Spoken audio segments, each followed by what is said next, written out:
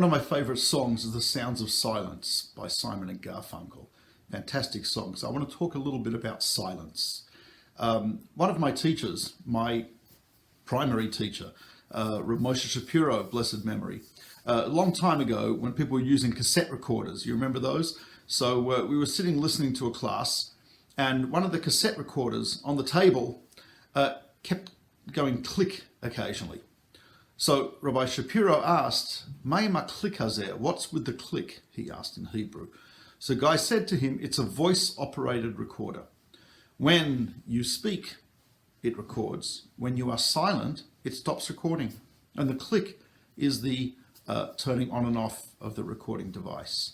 I remember Rabbi Shapiro looked at him and he said, "That is unfortunate." He says, "Silence is also communication. And if you leave the silence out of the class, if you leave out the pauses and the silence, you are actually leaving out an important part of the communication." The Talmud tells us that when God spoke to Moses, there were pauses in the conversation so that Moses could absorb and understand and reflect on what he is told. And that's very important. A continuous flow, continuous output of words, one after the other, with no pause, with no silence. That's problematic. A person needs silence to understand. Sometimes speaking too much, the Talmud actually says that one should always teach their students in the shortest possible fashion.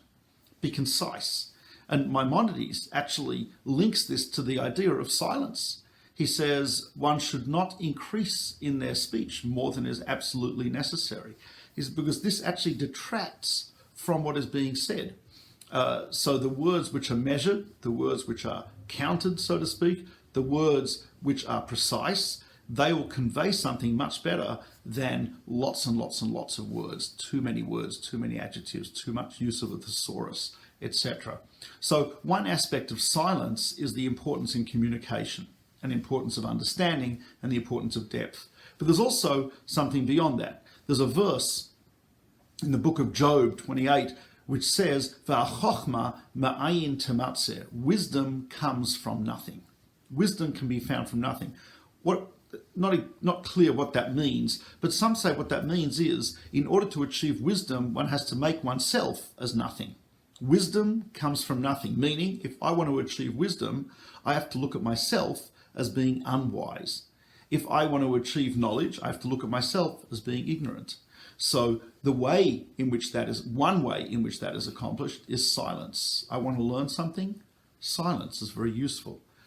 If I would like to increase my wisdom, my knowledge, etc., silence, listening, taking note of what the other person has said, not just listening as a form of waiting for my response, not just listening in order to that it's my turn, but rather making myself, so to speak, as nothing, as a receptacle, in order to achieve and to receive that wisdom. So silence is the necessary prerequisite for wisdom. It's the way in which I make myself nothing, I make myself ignorant, insignificant, etc., so that I can absorb the wisdom and the significance and the intelligence of the other person. So va'chochma ma'ayin tematzeh, wisdom comes from making oneself as nothing.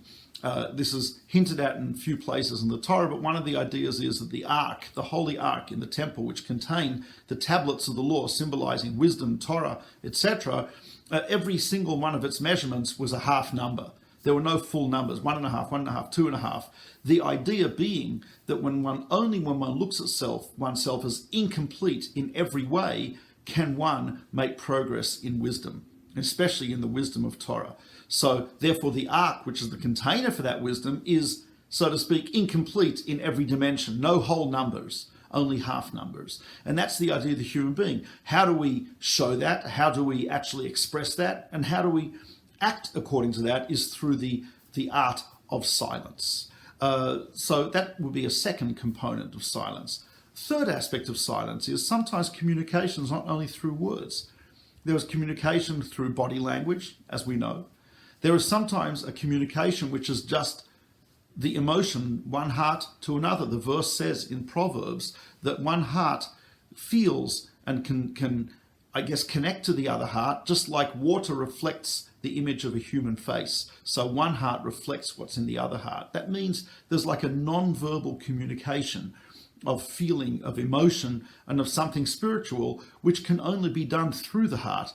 On the contrary, words sometimes will detract from that communication, and words will confuse that communication, whereas silence actually makes that communication more real. There's a famous story of two rabbis. I forget their names. One traveled, they were close friends, and they were living quite far apart. One traveled to the other by train, took a few days. He gets to the other rabbi's house, they sit down, and one says to the other, "Oi." Then the other, after a few minutes, says, "Nu." Then the other guy says, a few minutes later, "Nu." And then the first guy says, "Oi." And they leave. An entire conversation. But that conversation, I don't know, because I don't know each one of these people and what was going in their minds, but they certainly communicated with each other. And most of that communication was through silence. And indeed, that's an important part of our communication. So that's the third aspect of silence. Number one is, as a teaching method and as a learning method, silence, and as a speech method, silence is required to contemplate, to think, to listen, to absorb the words, to have gaps, and so on and so forth. Secondly, on a more spiritual or ethical plane, it's a way of showing my nothingness compared to the being and the existence of wisdom. It's a way of I guess making myself into a receptacle for the wisdom that I'm receiving by being silent, because when I'm giving forth, I cannot receive. Third, it actually is a method of communication beyond words. There's a method of communication, whether it's the body language, whether it's the face, whether it's something spiritual like the soul is communicating with the other soul, but that happens through silence and not through words. And so the sounds of silence, very important part of Jewish tradition, a very important part of communication. Very often, if you are comfortable with someone without saying anything, that's a sign of closeness. If I feel that I have to continuously say something, I have to say, even if it's a silly thing, unfortunately, that shows that there is a lack of closeness. That shows a lack of intimacy. Someone with whom you are close, someone with whom you have an intimate connection, you don't necessarily need to say anything. Just being quiet is enough of communication. So that's a little bit of an introduction to the sounds of silence. And now I'm going to follow my own advice.